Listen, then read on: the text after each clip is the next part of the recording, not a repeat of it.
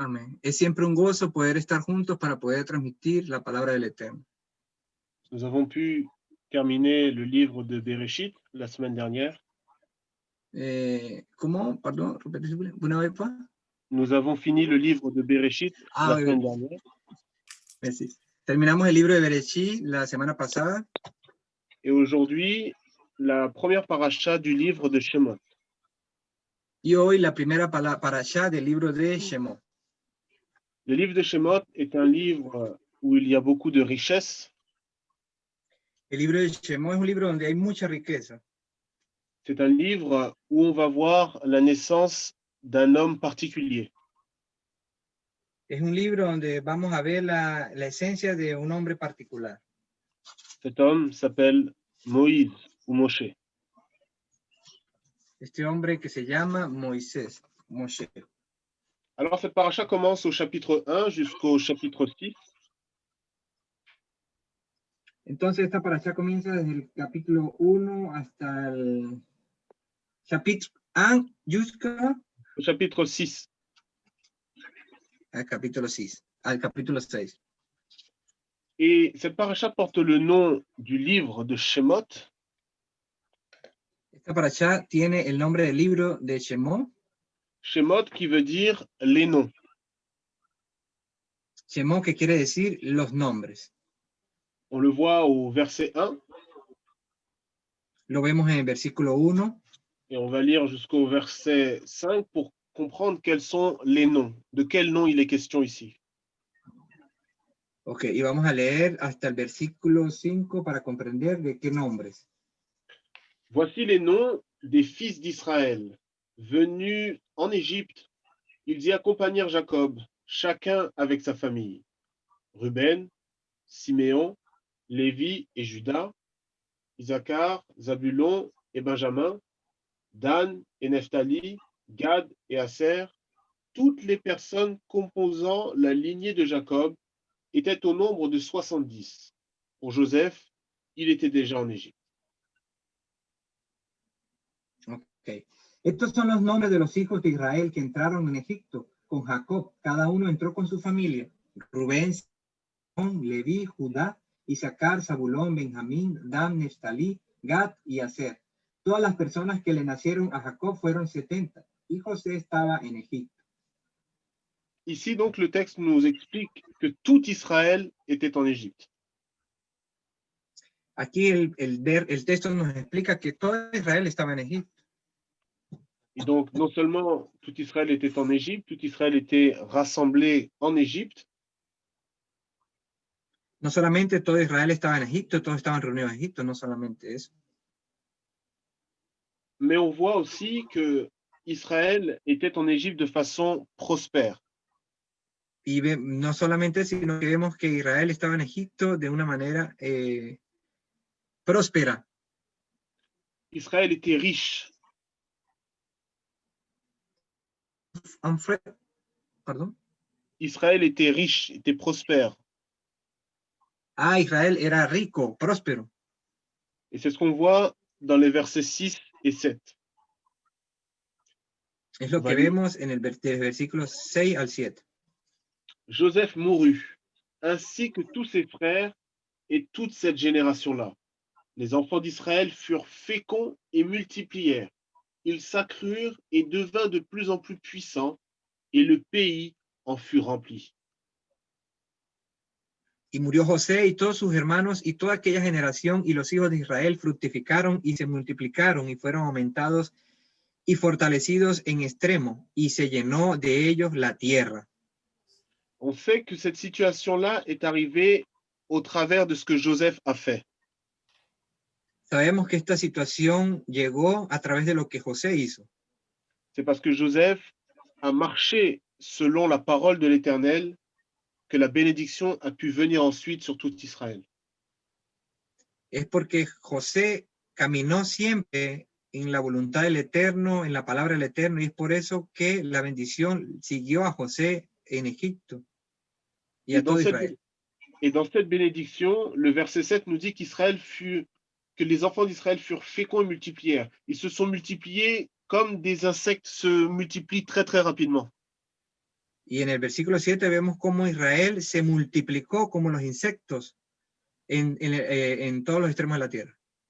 Et c'est cette prospérité, c'est cet accroissement qui a fait peur aux Égyptiens. Y es ese crecimiento, ese crecimiento que hizo darle miedo al faraón. Et ici, le verset 8 va nous révéler quelque chose de particulier. Aquí en el verso 8 nos va a revelar algo muy particular.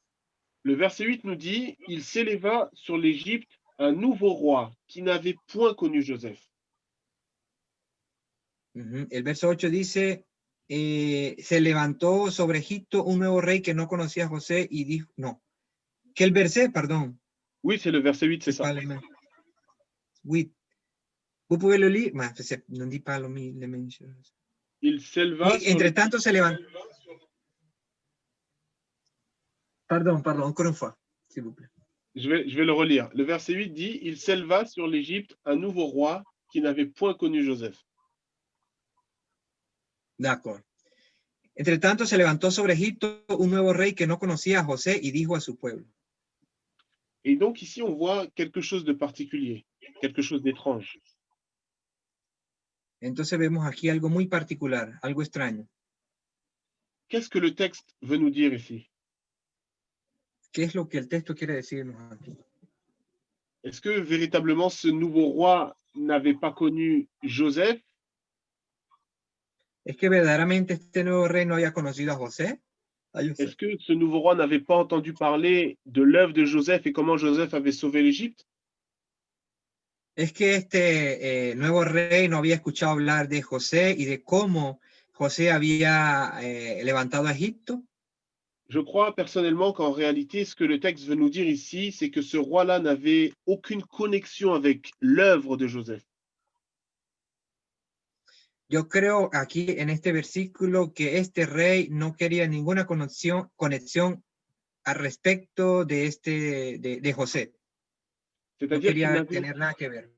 Il n'avait aucune considération pour le mérite de ce que Joseph avait fait pour l'Égypte. Él no tenía ninguna consideración a los méritos que José había hecho en Egipto, que se había ganado en Egipto. Et donc, parce qu'il n'avait aucune connexion avec Joseph, il a décidé d'exterminer les nouveau-nés d'Israël. Porque él no quería que hubiera ninguna conexión con José e Israel, por eso él decidió exterminar a los primeros nacidos de Israel. D'une certaine façon, il a voulu bloquer le plan de Dieu pour Israël. De alguna manera, él ha querido bloquear el plan de Dios para Israel. Pourquoi? Parce que Dieu a dit à Abraham que sa descendance serait nombreuse. ¿Por qué? Porque Dios ha dicho a Abraham que su descendencia sería numerosa. Il a dit à Abraham que sa descendance se multiplierait sur la terre. Él le dijo a Abraham que su descendencia se multiplicaría. Et donc ici, le Pharaon veut s'opposer à cette promesse que Dieu a donnée à Abraham. Entonces aquí vemos que el faraón quería oponerse a este plan o a esta promesa que Dios le había dado a Abraham. Et donc lorsque l'on considère cela, on va voir dans tout le livre de Shemot. Entonces, considerando esto, vamos a ver en todo el libro de Shemot, de Éxodo, comment l'Égypte veut s'opposer à l'œuvre de Dieu. Cómo Egipto iba a oponerse a la obra de Dios. Non seulement dans la vie d'Israël, no solamente en la vida de Israel, mais aussi dans nos propres vies. También en nuestra propia vida. Et on va voir aujourd'hui comment l'Égypte, comment Mitzraïm veut nous bloquer, nous freiner. Vamos a ver cómo Egipto, cómo Misraim bloquearnos. Et donc, on voit que le Pharaon a décidé de tuer les enfants nouveau-nés. Y vemos entonces que el faraón ha decidido matar a los primeros nacidos de Israel. Les enfants mâles. Il voulait détruire les enfants mâles. Él quería matar a los pequeños, a los niños. Et donc, on Masculinos. voit au chapitre 2, si on regarde le chapitre 2 et le verset 1 et 2, on va voir comment Moshe est arrivé dans ce monde. Y vemos cómo en el capítulo 2 vamos a ver cómo Moisés llegó a este mundo. Le verset 1 et 2 nous disent, un homme de la maison de Lévi avait pris pour femme une fille de Lévi. Cette femme devint enceinte et enfanta un fils. Elle vit qu'il était beau et elle le cacha pendant 3 mois.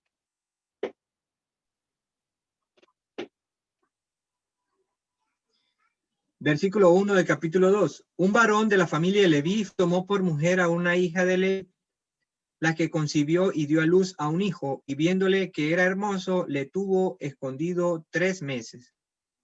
Donc ici, la mère de Moshe, elle a vu la beauté dans ce bébé. Entonces aquí la mamá de Moisés, de este bebé, ha visto la belleza de este bebé. Ici, je ne crois pas qu'on parle seulement d'une beauté physique.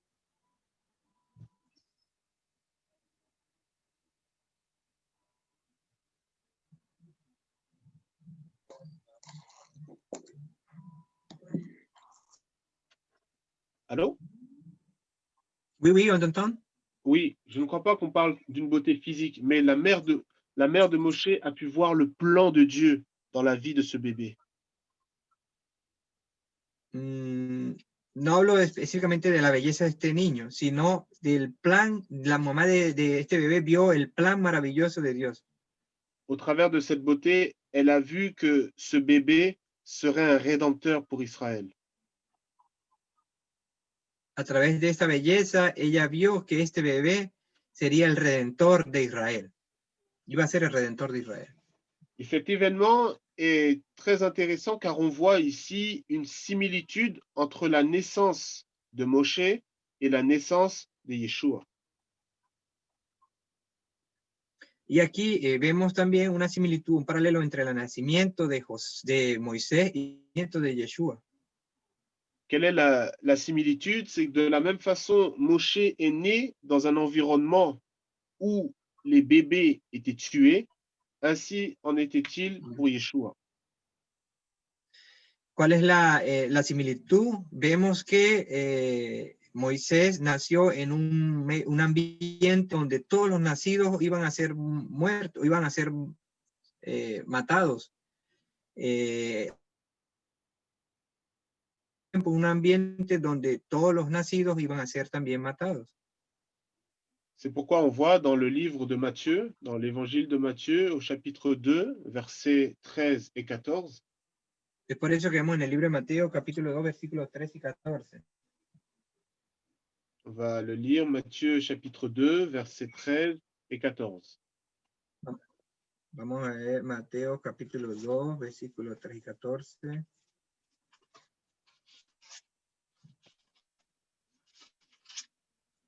Je vais le lire en français. Lorsqu'ils furent partis, voici un ange du Seigneur apparut en songe à Joseph et dit, lève-toi, prends le petit enfant et sa mère, fuis en Égypte et reste-y jusqu'à ce que je te parle, car Hérode cherchera le petit enfant pour le faire périr. Joseph se leva, prit de nuit le petit enfant et sa mère et se retira en Égypte. Versículo 13. Después que partieron ellos, el Señor apareció en sueños a José, su madre, y huye a Egipto y permanece allá hasta que yo te diga, porque acontecerá que Herodes buscará al niño para matarlo. Y él, despertando, tomó de noche al niño y a su madre y fue a Egipto. Au travers de cette similitude, on voit donc que Moshe va avoir un rôle rédempteur. A través de esta similitud vemos entonces que Moisés va a tener un rol redentor. On voit que Moïse va avoir un caractère messianique. Vemos que Moisés va a tener un carácter mesiánico, quiere decir redentor. Et donc, Moïse va grandir avec une certaine justice, on va dire, une semence de justice dans son cœur. Entonces vemos entonces que Moisés va a crecer con ese sentimiento de justicia en su corazón. C'est ce qu'on voit dans le chapitre 2 d'Exode. Exode chapitre 2, versets 11 à 15. Es lo que vemos en Éxodo capítulo 11, perdón, capítulo 2 de versículo 11 jusqu'au verset 15. On n'a pas besoin de le lire, mais on voit en fait dans ce verset comment no es Moshe necesario leerlo, pero vemos en este versículo cómo Moisés va tuer un Égyptien a matar a un egipcio, parce qu'il voulait faire justice. ¿Por qué? Porque él quería hacer justicia. On voit aussi comment il va essayer de régler un conflit entre deux Israélites qui étaient en train de se quereller. Vamos a ver también cómo él va a resolver un evento o una discordia entre dos israelitas que peleaban y dos israelíes qui étaient en train de se disputer. Que se disputaban. Et donc, au travers de ça, on voit comment Moshe va grandir d'une certaine façon. Entonces, a través de esto vemos cómo Moisés crece de alguna manera. Et ici, ce qui est intéressant, c'est de voir qu'il n'est pas resté spectateur. Aquí lo interesante es ver que él no se quedaba como un espectador. Il a voulu agir pour aider ses frères. Él ha querido actuar a favor de esos hermanos. Il a pratiqué la justice. Él ha practicado la justicia. Et on voit que la véritable justice n'est pas seulement dans les paroles ou dans les beaux discours, mais la véritable justice se trouve dans les actes, dans les actions. Y vemos entonces que la verdadera justicia no se encuentra en las palabras o un buen discurso, sino en las acciones. Et donc, aujourd'hui, nous qui sommes disciples de Christ, disciples de Mashiach, nous devons aussi pratiquer la justice. Entonces, hoy día nosotros que somos discípulos de Yeshua debemos asimismo practicar la justicia. Et donc, on doit vivre cette justice chaque jour. Entonces debemos vivir esa cada día. On va voir deux exemples dans la parole de Dieu où deux personnes ou deux groupes de personnes ont pratiqué la justice. Vamos a ver dos ejemplos donde dos tipos de personas practican la justicia. On va lire dans Exode 32, verset 26. Vamos a leer en Éxodo 32, versículo 26. Exode 32, verset 26, qui nous dit « Moïse se plaça à la porte du camp et dit, 26, pardon. Moïse se plaça à la porte du camp et dit « À moi, ceux qui sont pour l'Éternel, et tous les enfants de Lévi s'assemblèrent auprès de lui. »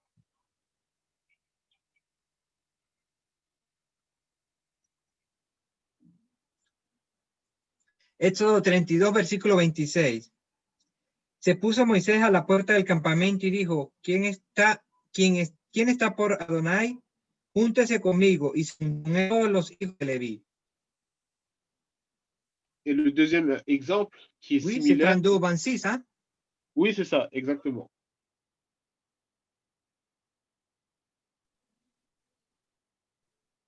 Willy? Allô? Ah, ça va. C'est chapitre 32, verset 26. C'est oui, ça, hein? C'est ça. Et donc ici, on voit dans cet exemple comment la tribu de Lévi s'est tenue aussi pour la parole de Dieu, pour la justice de l'Éternel.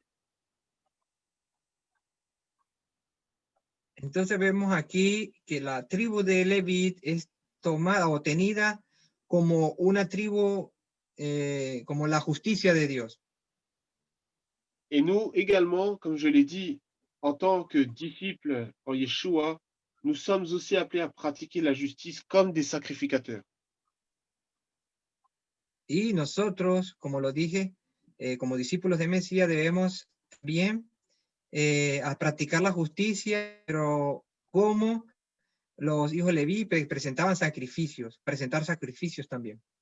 On n'a pas besoin de le lire, mais dans le livre d'Apocalypse, il est dit que il a fait de nous un royaume, des sacrificateurs pour Dieu son Père.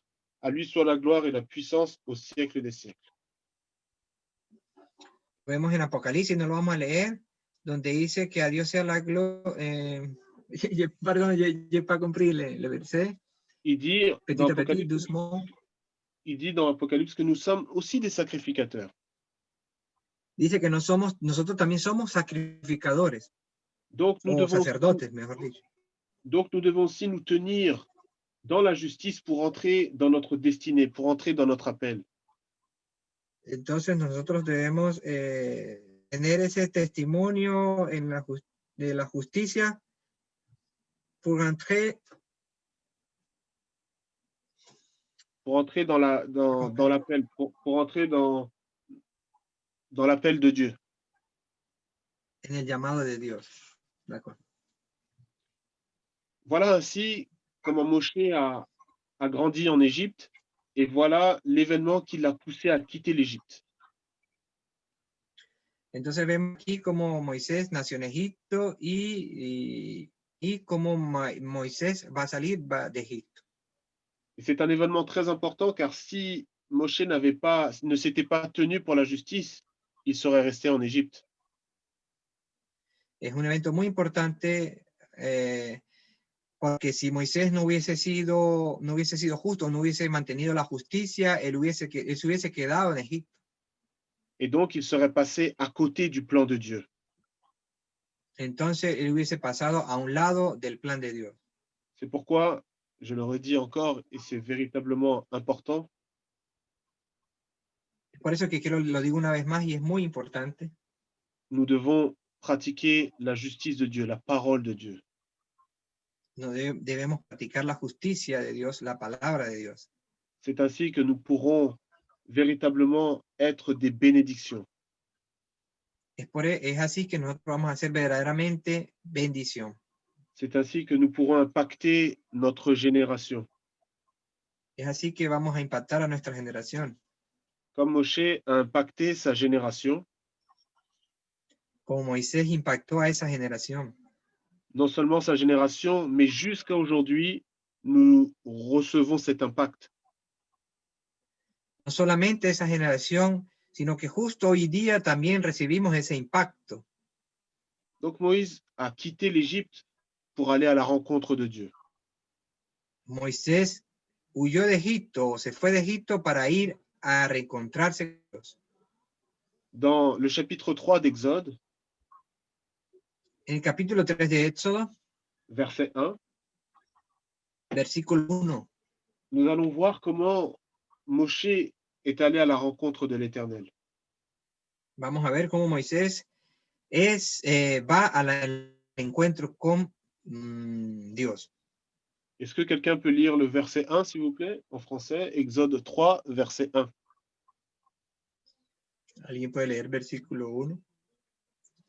En francés, sí.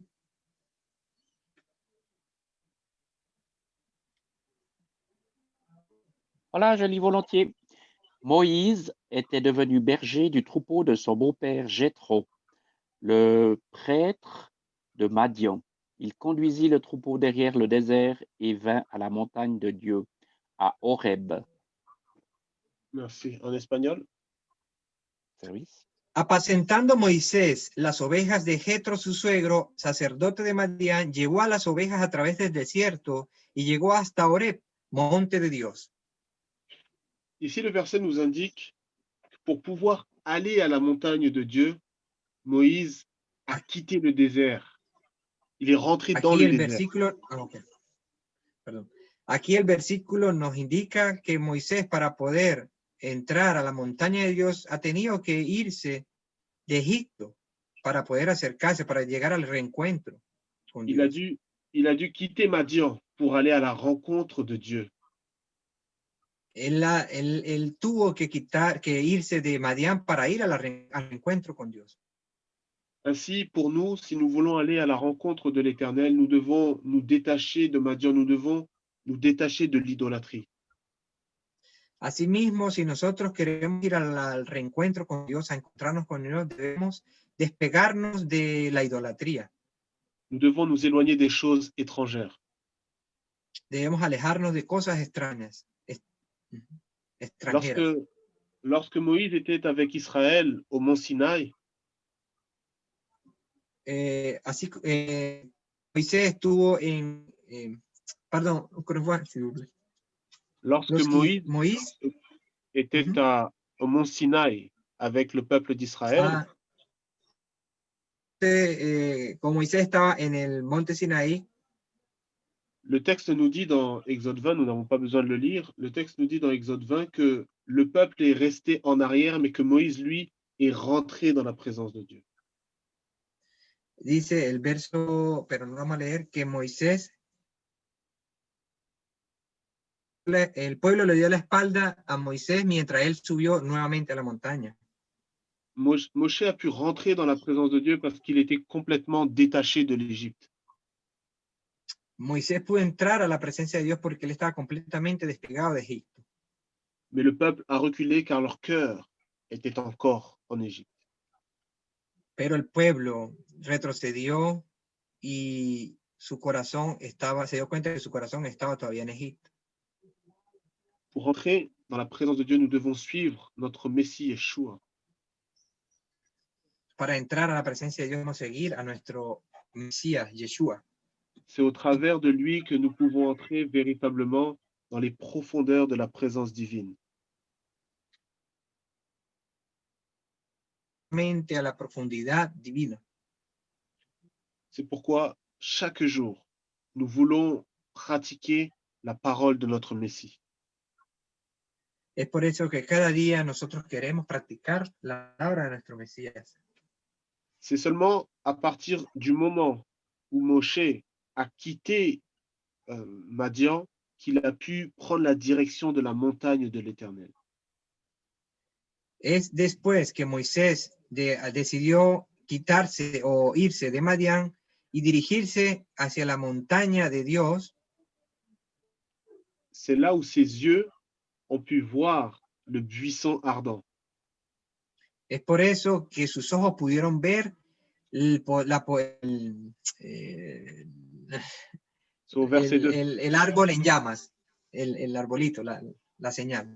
On le voit au verset la zarza ardiente, la zarza ardiente. Et donc, Moïse a vu une flamme de feu. Il a vu un buisson. Entonces Moisés ha visto una visión. Quelque chose de très particulier, un buisson ardent, un buisson... Algo muy... Oui, pardon, continue, sí. Il a vu un buisson qui était tout en feu. Bueno, entonces vemos como Moisés vio en visión una pequeña planta en fuego. Quelque chose de surnaturel. Algo sobrenatural. Ce buisson n'était pas physique.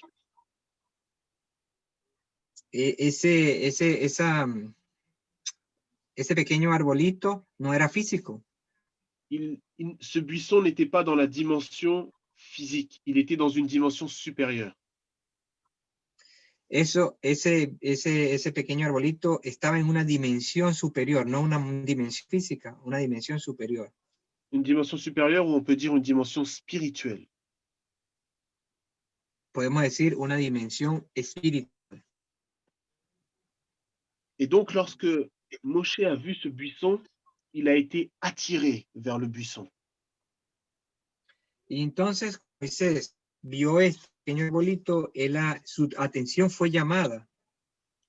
De la même façon, lorsque l'on considère nos propres vies, nous voyons comment Dieu nous a attirés dans sa parole. Il y a eu quelque chose qui est en nous qui nous a attirés pour aller plus dans la parole.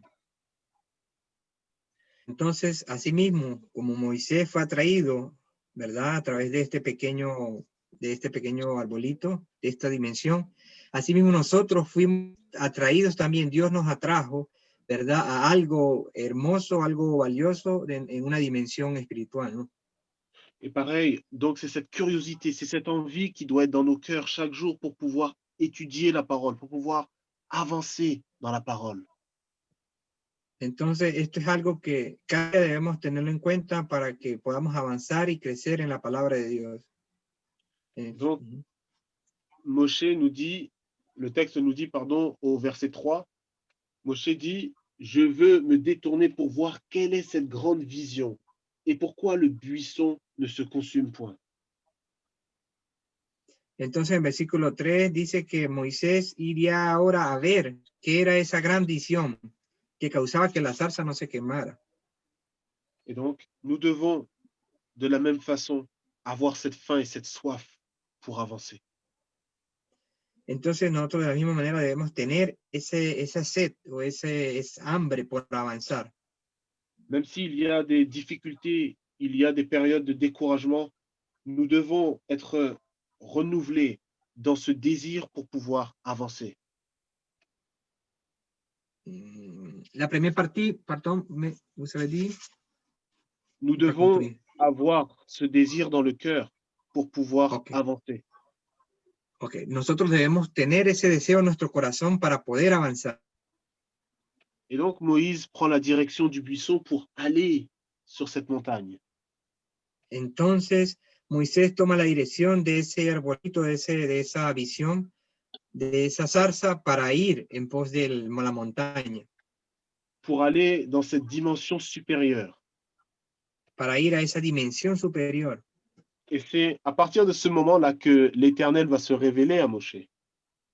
Entonces, a partir de ese momento donde el Eterno se va a revelar a Moisés. L'Éternel aurait pu appeler Moshe dès le départ et le faire venir. Moisés lo hubiese podido llamar a Moisés desde el principio y hacerlo venir. Mais non, on voit que c'est à partir du moment où Moshe a pris la direction du buisson que l'Éternel l'a appelé. Pero no, vemos cómo Moisés ha tomado la decisión de ir a partir de tomar la dirección de esa zarza caminando hacia ella. De la même façon, dans nos vies, nous devons avoir ce désir. Nous devons avoir le cœur tourné vers l'Éternel. Et certainement, lui est puissant pour nous diriger. Entonces, del mismo modo, nosotros debemos tener ese mismo deseo en nuestro corazón de voltear nuestra mirada hacia eso que el Eterno ha puesto para que nos atraiga la atención hasta allá. Le verset 4 nous dit, el versículo 4 nos dice, l'Éternel vit qu'il se détournait pour voir, et Dieu l'appela du milieu du buisson et dit, Moïse, Moïse. Et il répondit, me voici. Viendo Adonai que él iba a ver, lo llamó Dios de en medio de la zarza y dijo, Moisés, Moisés. Y él respondió, heme aquí. Le verset 5 dit, n'approche pas d'ici, ôte tes souliers de tes pieds, car le lieu sur lequel tu te tiens est une terre sainte. El versículo 5, y dijo, no te acerques, quita tu calzado de tus pies, porque el lugar en que tú estás, tierra santa es. Et donc, cette dimension supérieure, nous devons, pour Entonces, y accéder... Entonces, esta dimensión superior c'est une dimension de sainteté. Es una dimensión de santidad. C'est-à-dire, c'est une dimension où nous devons donner nos cœurs de plus en plus à l'Éternel. Es decir, que es una dimensión en donde día a día debemos entregar nuestro corazón al Eterno. C'est une dimension où on doit se mettre à part de plus en plus. Es una dirección donde debemos apartarnos cada día, día a día, día a día. C'est une dimension où l'on va se consacrer davantage. Es una dimensión donde debemos consagrarnos. C'est ce qui se passe lorsque l'on s'approche de Dieu. Eso es lo que pasa cuando nos acercamos a Dios. Pour pouvoir s'approcher de Dieu, nous devons grandir aussi dans la sainteté. Para poder acercarse a Dios debemos crecer también en la santidad.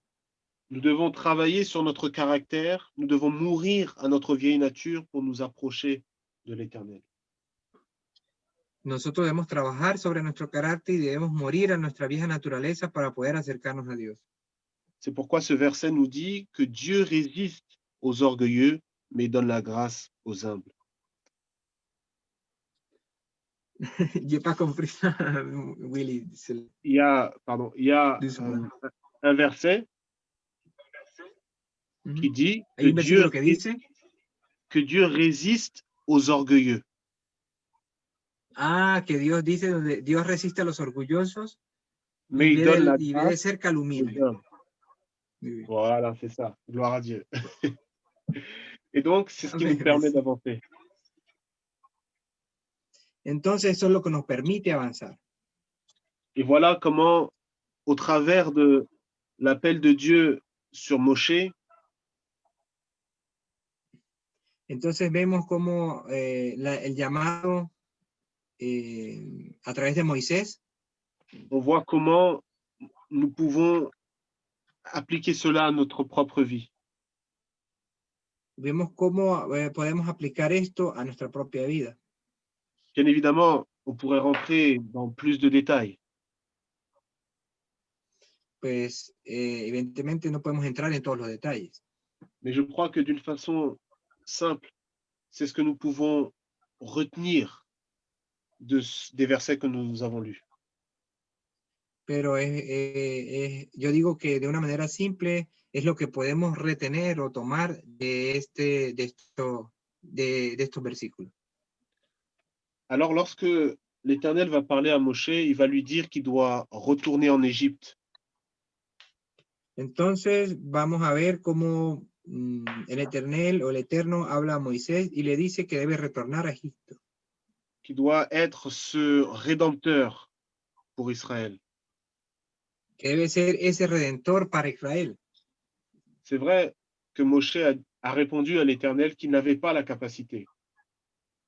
Es verdad que Moisés respondió al Eterno que él no tenía la capacidad. On va voir dans Exode 4, versets 10 et 12, comment Moshe a répondu à Dieu. Vamos a ver en el capítulo 4, versículo 10 y 12, cómo Moisés respondió. Moïse dit à l'Éternel, « Ah, Seigneur, je ne suis pas un homme qui ait la parole facile, et ce n'est pas ni d'hier, ni d'avant-hier, ni même depuis que tu parles à ton serviteur, car j'ai la bouche et la langue embarrassées. » L'Éternel lui dit, « Qui a fait la bouche de l'homme? Et qui rend muet ou sourd, voyant ou aveugle? N'est-ce pas moi, l'Éternel? Va donc, je serai avec ta bouche, et je t'enseignerai ce que tu auras à dire. » Versículo 10. Entonces Moisés dijo a Adonai, ay Señor, nunca he sido hombre de fácil palabra, ni antes ni desde que tú hablas a tu siervo, porque soy tardo en el habla y torpe de lengua.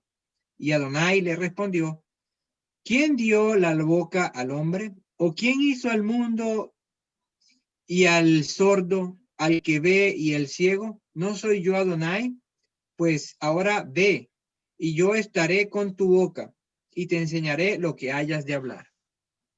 Même si Moshe semble avoir de la crainte en lui-même, Gracias a Moisés, podemos tener... merci Moisés, on peut voir quoi? il a la crainte en lui. Él tenía el temor en sí mismo. Mais on voit comment Moshe va être fortifié par l'Esprit de l'Éternel. Pero vamos a ver cómo Moisés va a ser fortificado por el Espíritu del Eterno. De lui-même, il ne pourra rien faire. Por sí mismo no puede nada hacer. Mais l'Esprit de l'Éternel sera sur lui pour le conduire et le fortifier. Pero el Espíritu del Eterno será sobre él para conducirlo y fortalecerlo. l'Éternel placera Aaron à ses côtés pour pouvoir le fortifier afin d'accomplir cet appel. El Eterno pondrá a Aarón a su lado para poder cumplir el plan del Eterno. Et c'est cette relation qui va exister entre Moshe et Aaron qui va permettre d'amener la rédemption à Israël. Entonces, esta relación que Moisés y Aarón van a tener, tienen, es la que va a permitir la redención al pueblo de Israel. On peut voir que Moïse et Aaron ont accompli la fonction que Dieu leur avait donnée. Entonces vamos a ver cómo Moisés, Aarón y Moisés van a cumplir lo que Dios le había mandado. Nous devons également, aujourd'hui, en tant que disciples, accomplir cette même fonction. Debemos entonces, hoy en día, como discípulos, cumplir esta función también. Nous devons amener la lumière, nous devons amener d'une certaine façon la rédemption dans ce monde qui est dans les ténèbres. Debemos llevar la luz. Debemos de alguna manera iluminar en este mundo lleno de tinieblas. Llevar la luz en este mundo lleno de tinieblas. Nous devons amener la lumière dans nos familles, Debemos llevar la luz a nuestra familia, dans notre environnement, en nuestro medio ambiente, medio que nos rodea, pour apporter le message de la rédemption en Yeshua HaMashiach. para llevar el mensaje de la redención por medio de Yeshua el Mesías. C'est le rôle que nous devons avoir en ces derniers jours. Ese es el rol que debemos tener en estos últimos días. Même s'il est vrai que les temps sont difficiles, Oui, sabemos que los tiempos son difíciles. les temps sont très très compliqués.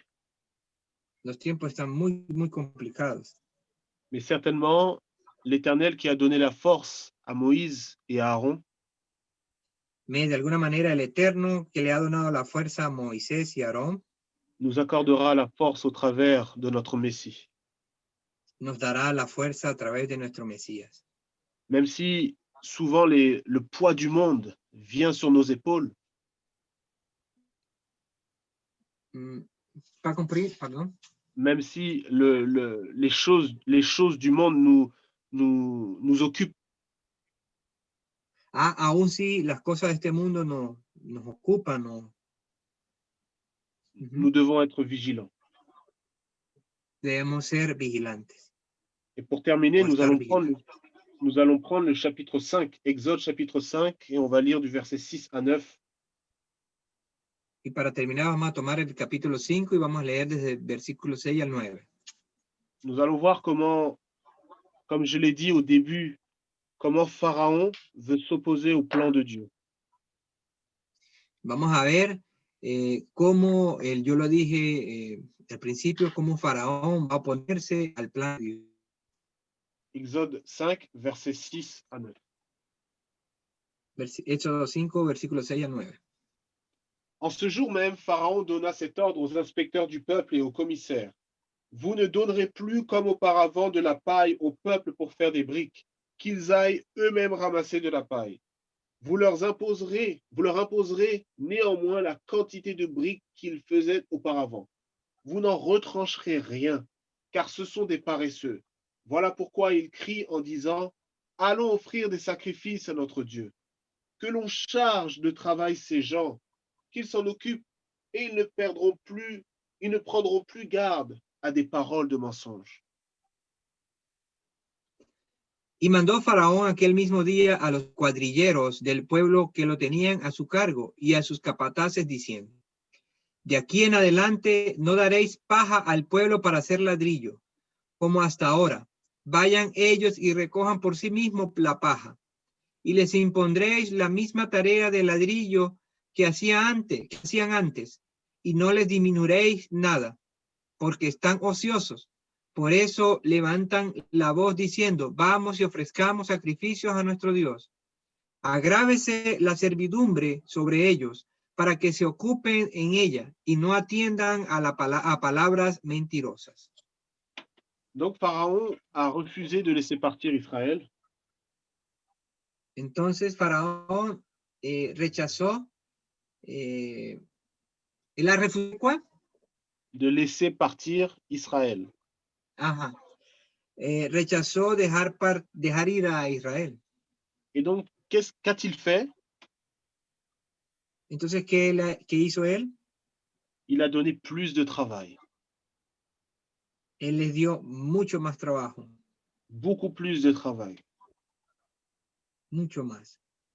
De façon à ce qu'Israël n'ait même plus le temps de penser à l'Éternel. De manera que el pueblo o los israelitas no tuvieran tiempo para pensar ni siquiera en el Dios de Israel. D'une certaine façon, il veut que Israël soit bloqué dans les pensées. De alguna manera, él quería que Israel sea bloqueado en pensamientos. C'est ce que l'on voit aujourd'hui. C'est ce que l'on voit aujourd'hui dans nos vies également. Es lo que vemos hoy en día en nuestra vida igualmente. Nous sommes tellement parfois occupés, parfois pris par les choses de ce monde. Nosotros somos verdaderamente ocupados, bastante ocupados en los quehaceres en este mundo. Qu'il y a une fatigue physique et spirituelle tellement forte que nous n'avons même plus la force pour étudier la parole. Que hay un cansancio físico y espiritualmente tan grande que no nos permite ni siquiera dedicarnos al estudio de la palabra de Dios. Comme le Pharaon qui nous charge de travail, notre cœur court après les choses d'ici-bas. Como el faraón carga de trabajo, nosotros también somos, no somos así, occupés. Nosotros somos igualmente ocupados por medio del trabajo. Mais comme nous enseigne le Mashiach dans la parabole du semeur, pero como nos enseña el Mesías en la parábola du semeur. Del sembrador. Nous devons faire attention à ce que notre cœur soit toujours libre afin d'être une bonne terre. Debemos tener mucha atención o prestar mucha atención a fin de que nuestro corazón sea un corazón libre para hacer esa tierra buena para que la semilla caiga. Comme dit l'apôtre Paul dans Colossiens chapitre 3, como dice el apóstol Pablo en Colosenses capítulo 3, nous devons chercher les choses d'en haut. Nosotros debemos buscar las cosas de arriba. Alors que le Dieu d'Abraham, d'Isaac, de Jacob, entonces que el Dios de Abraham, Isaac y Jacob nous accorde la force au travers de son esprit nos dé la paz, la fuerza a través de su espíritu pour sortir de Mitzraïm, de l'Égypte. Para salir de Misraim, de Egipto. Pour nous approcher de sa présence, du buisson ardent. Para que nos acerquemos a la presencia de esa zarza ardiente. Afin que nous aussi, nous puissions être des buissons ardents. Con el fin de que nosotros podamos ser también una zarza ardiendo. Afin d'attirer ceux qui, autour de nous, ont cette curiosité dans le cœur. Con el fin de llamar la atención de aquellos que nos rodean y que vean que haya esa curiosidad en ellos. Amen et amen. Amén. Shabbat shalom. Shabbat shalom. Merci, Willy. Merci, Ruben. Merci, Willy. Merci, Ruben. Merci, Willy. Merci, Louis. Merci, Ruben. C'était vraiment bien expliqué. Merci beaucoup. Merci, Willy. Et merci. Alléluia.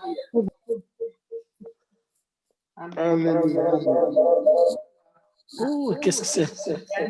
Il y a un micro qui ne veut pas. Pastor, vous avez deux micros. Il faut couper les deux.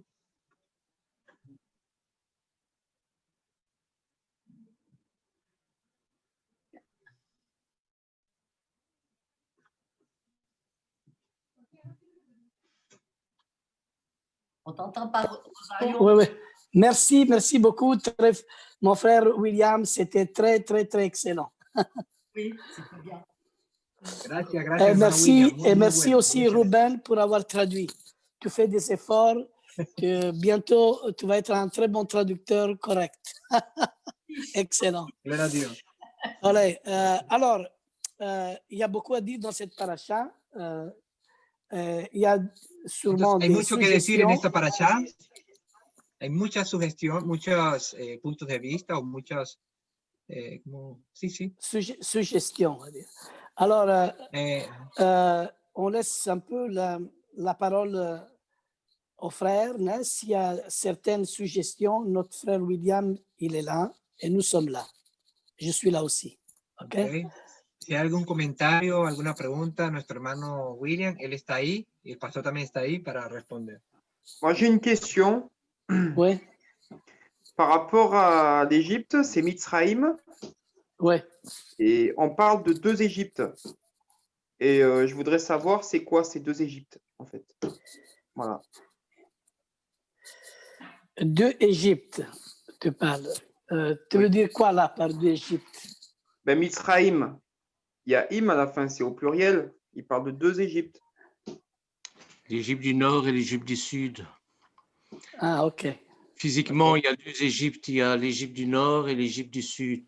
Mais en réalité, Misraïm, tout ce qui est en Im, en hébreu, ça a une connotation spirituelle. Ça veut dire... Attends, la traduction. pardon. Tu peux traduire... es decir, él pregunta que por qué Misraïm, que son 2 Egiptos, o sea, quiere decir que la palabra Misraïm está en plural, habla de Egipto. Entonces el hermano Bernard dice que porque están hablando del Egipto del sur y el Egipto del norte. Voilà. Alors, en hébreu, quand le terme se termine, le pluriel se termine en im, il y a une connotation spirituelle. En hebreo, cuando el término termina, o la palabra termina en in, está hablando de un término espiritual. Ça veut dire que, comme on est dans les noms, Égypte veut bien dire Égypte physique, mais autre chose que l'Égypte physique. Misraïm, c'est le pays des limites. Tout doucement, Bernard. Ajá, que hablamos de el Egipto físico, ¿verdad? Y está la esencia del Egipto, Misraïm, que significa también límite. Voilà, le pays des limites, dans le sens que nous avons tous des limites spirituelles, des limites aussi psychologiques, des limites physiques. En el sentido en que nosotros tenemos límites físicos, espirituales. On peut traduire limite par addiction, drogue, par exemple. Podemos traducir también límites como adicción. Addiction, voilà. Donc les addictions, c'est-à-dire ce sont des limites. Et on n'en sort pas de ces addictions. On ne sait pas en sortir. Il nous faut un sauveur pour nous sortir de là. Que ce soit là. Doucement. Pardon.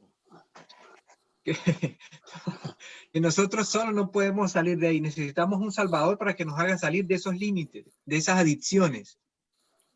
Voilà, par exemple, la drogue, l'alcool, les femmes, la Torah peut-être. Amen.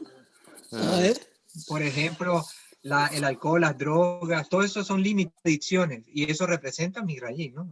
La palabra espiritualmente, término espiritualmente. Alors, pour se sortir de ces limites, nous avons besoin d'un Goël, c'est-à-dire un Moshe, un rédempteur, quelqu'un qui nous délivre de ça. Nous, bien sûr, c'est toi. Amén. Entonces, para salir de esos límites, necesitamos a alguien así como Moisés, ¿verdad? Un redentor que nos ayude a salir de esos límites, de esas adicciones. Voilà. Voilà, on pourrait encore Merci Bernard, bien expliqué. Merci Il y a d'autres questions? Tu es contente, Ben Salomon? Tu as bien répondu, bon. Bernard? C'est bon, merci Bernard. Alors, n'oublie pas le nord et le sud. Hein? Je n'oublierai pas, je le note. OK. Gracias. Gracias, C'est Bernard. bien. OK. Excelente. D'autres questions? Oui, j'ai une question en fait. Oui. On dit que l'Égypte, c'est Misraïm. Moi, ma Oui. question est la suivante. Misraïm, c'était par rapport à l'origine du mot en fait. Parce que je vois ici que est-ce que c'est le descendant de Shem en fait, du fils de Canaan. Je n'ai pas compris, je n'ai pas bien entendu. Ah, pardon. Je demande en fait, Misraïm, est-ce que c'est un descendant du fils de Canaan? Oui. Non, Bernard, tu sais répondre?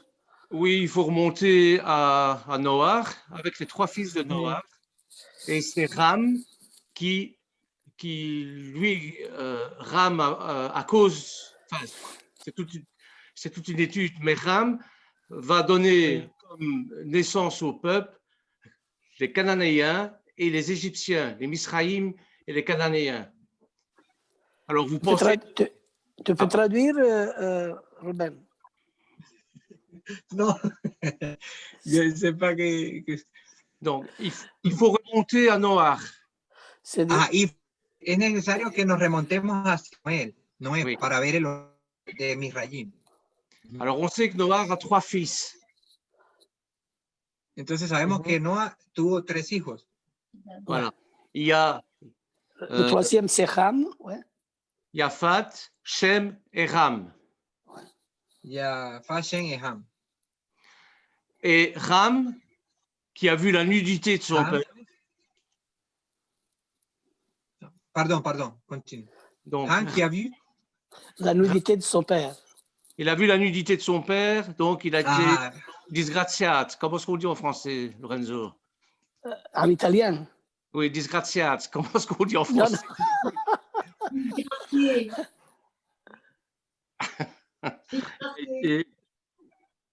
Ham fue el que fue despreciado. Despreciado. Despreciado. Oui. Qué bueno, fue el que vio a la desnudez de su padre, Noé, fue el que fue despreciado. Oui. Voilà. Et Ram est le fondateur de Misraïm, des Égyptiens, qui va donner par la suite les Philistins et les Canaan. Ce sont les Entonces, Han es el creador, digamos que, oui, el fundador de Misraïm, qui est el que va a donner quoi? Bernard, il va donner Han, c'est le fondateur de Misraïm, il va donner? Misraïm va donner les Philistines, donc les Philistins, et il va donner le peuple de Canaan aussi. Ok. Il va être como el fundador, bueno, donde viene Filistea, los filistinos, todo eso. C'est pour ça que dans l'Haftara, c'est le problème des Hébreux, c'est qu'ils veulent toujours s'allier avec leurs pires ennemis, fondamentalement leurs pires ennemis. En la Haftara, entonces vemos. Donc, Haftara, les Hébreux vont vouloir s'associer, vont vouloir faire alliance avec leurs pires ennemis, qui sont les Égyptiens.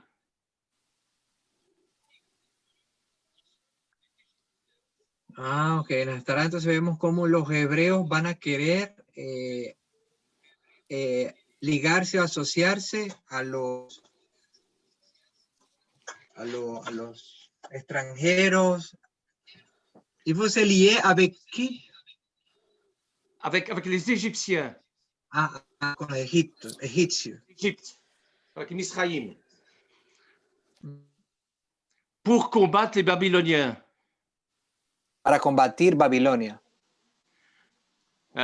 Et alors, les Égyptiens vont leur faire défaut, évidemment. Y bueno, obviamente los egipcios iban a hacer que ellos se equivocaran, evidentemente. Pour résumer, on ne peut pas faire venir manger Satan à sa table pour conjurer le sort. Oui, c'est juste.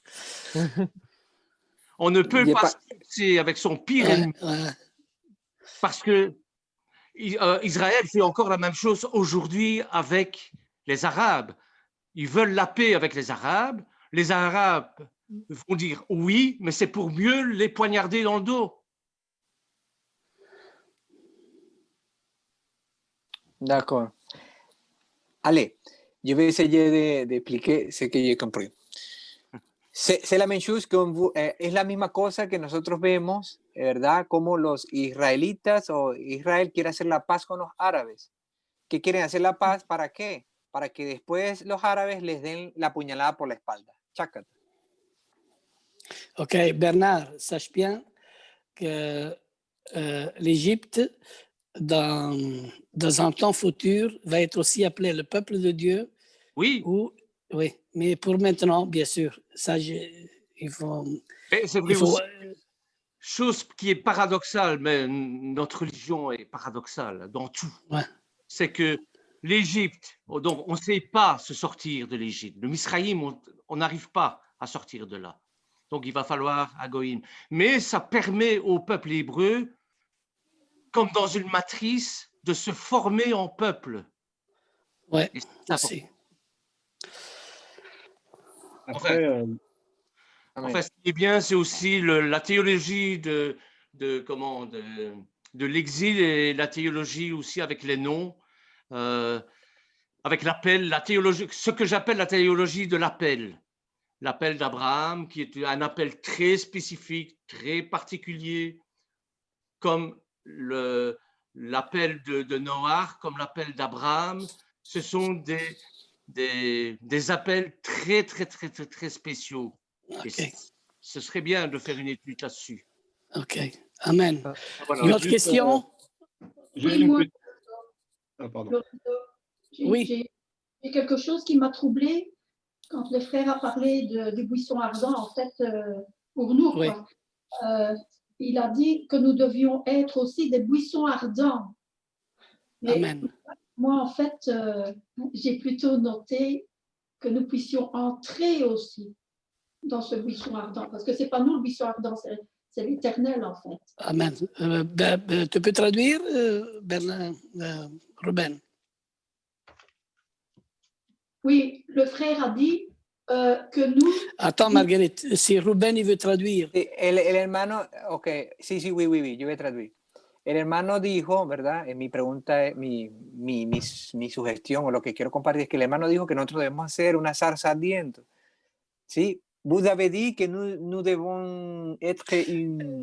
Ça m'a troublé parce que nous ne pouvons pas être le buisson ardent, mais nous pouvons entrer dans le buisson ardent. Oui, exact. Ah, okay. Lo que quiere decir que no es que seamos una llama, una zarza ardiendo, sino que debemos entrar en esa zarza ardiendo que es el Eterno, que es la presencia del Eterno. Alors, voilà. je ne sais pas si je peux répondre, peut-être. Oui, vas-y. Alors, je vais peut-être réexpliquer ce que j'ai voulu dire. En fait, quand je dis que nous devons devenir des buissons ardents, voy a reexplicar lo que le había dicho. Cuando yo quise decir que debemos ser una zarza ardiendo, je vais donner une illustration pour expliquer en fait ce que j'ai voulu dire. Y quería dar una ilustración de lo que quería explicar. De la même façon où lorsqu'il y a un maître et un disciple, de la misma manera como hay un maestro y un discípulo, ou lorsqu'il y a un rabbi et un disciple, o que hay un rabino o un discípulo, le but du disciple, c'est de s'attacher à son maître. El objetivo del discípulo es apegarse a su maestro pour devenir comme son maître. Para volverse como su maestro. Amen, amen. Il y a un verset où le Mashiach dit que tout disciple accompli est comme son maître. Es un versículo que dice que todo discípulo que su objetivo debe cumplir, superar a su maestro. Alors, de la même façon, ce buisson ardent, comme vous avez dit, effectivement, le buisson ardent, c'est la présence de Dieu. Donc, nous ne sommes pas le buisson ardent par nature, entre guillemets.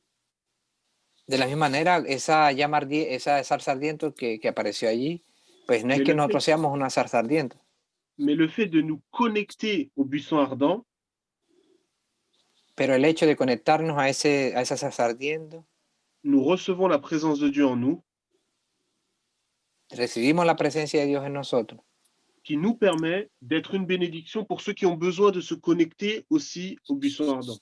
Amen. que nos permite conectarnos a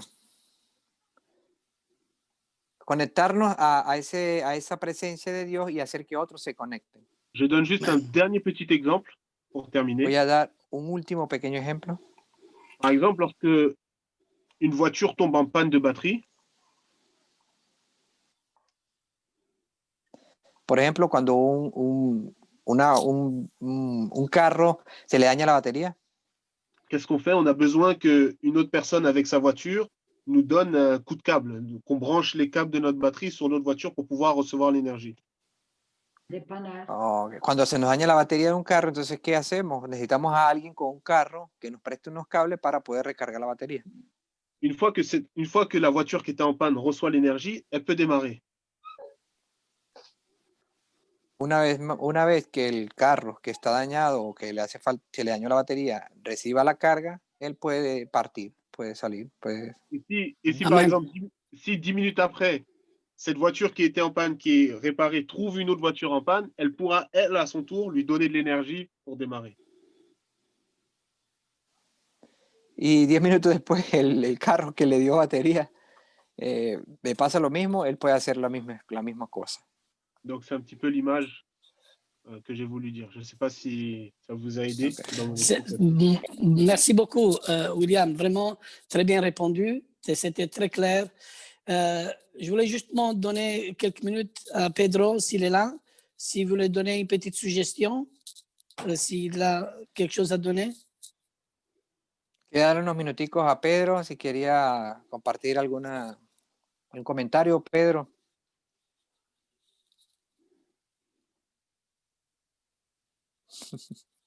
Por ahora, no, pastor, qué pena. Ok. No, c'est clair. Ok, c'est clair. Ok.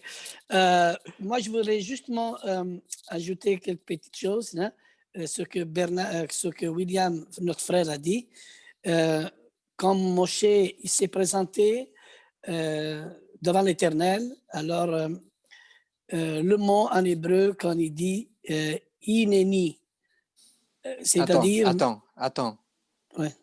Yo voy a traducir.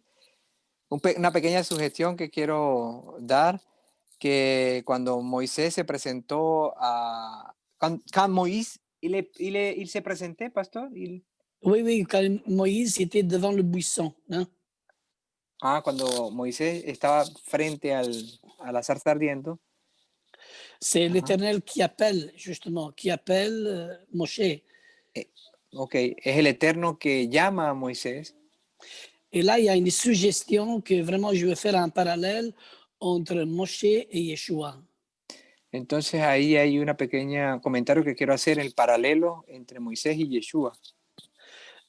Moshe a dû dire, me voici. Moisés dijo, heme aquí. Dans le français, des fois, on traduit « je suis ici », mais le verbe « être » dans l'hébreu n'existe pas. Moi, je crois que... En el francés dice yo estoy aquí, pero en el hebreo el verbo être no existe, el verbo ser no existe. Ouais.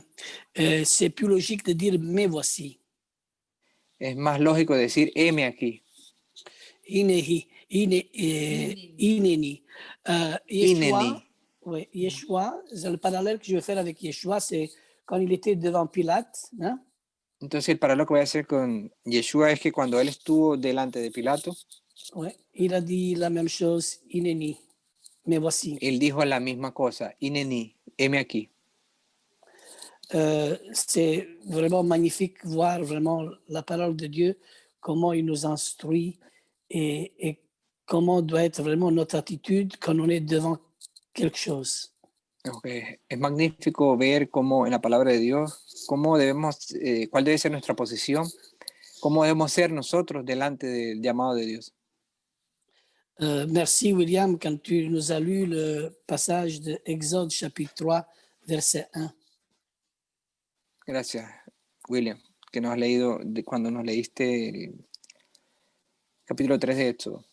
Oui, ce passage, aujourd'hui, ça m'a été aussi révélé encore d'une manière très profonde et très claire. Ese pasaje verdaderamente me reveló algo muy profundo y muy claro. C'est vrai que Moshe faisait paître le troupeau de son bon-père. Es verdad que Moisés se fait quoi, pastor? J'ai pas compris. Il faisait paître les troupeaux. Il faisait paître les troupeaux de son bon-père. Il faisait manger. De Jéthro. Ajá, de Jéthro. Ouais. Mais le troupeau qui fait paître, justement, il devait être conduit à la montagne. J'ai pas compris. le troupeau que... Je sais pas qu'est-ce que c'est le troupeau. Le troupeau, c'est les brebis, les brebis.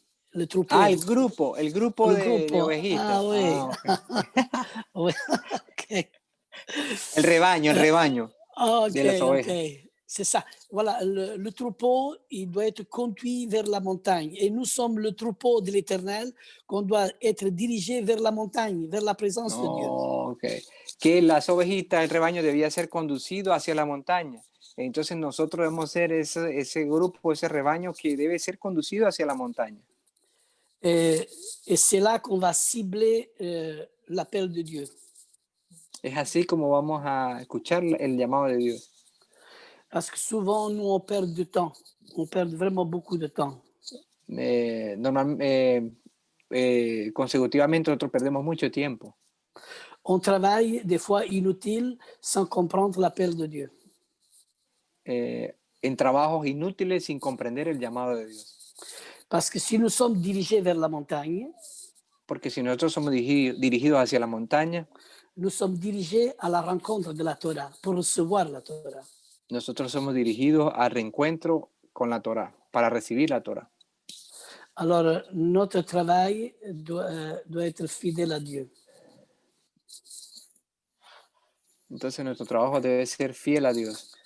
Alors, William, il m'a rappelé de quelque chose qui fait partie de mon témoignage. William me hizo recordar algo que es parte de mi testimonio. J'étais aussi moi-même très engagé dans le travail et l'ennemi, il m'occupait dans son travail en gagnant beaucoup d'argent. Yo estaba así, el trabajo tenía mucho trabajo y me había ocupado tanto en el trabajo por ganar dinero. Ouais, mais ça durait qu'un temps, mais après, le Seigneur il m'a mis entièrement à son service. Eso ha durado algunos años, pero después el Señor me ha puesto para su trabajo en tiempo completo, para su servicio. C'est vrai qu'il y a chaque chose à son temps, il faut travailler, mais c'était un peu exagéré dans ma vie. Es verdad que hay cosas que hacer, hay que trabajar y eso, pero es algo que sucedió en mi vida. Jusqu'au point que je suis tombé très malade. Pues al punto que, bueno, yo caí enfermo también. Mais c'est là que j'ai bien compris et c'est à partir de là que l'Éternel a béni grandement mon appel.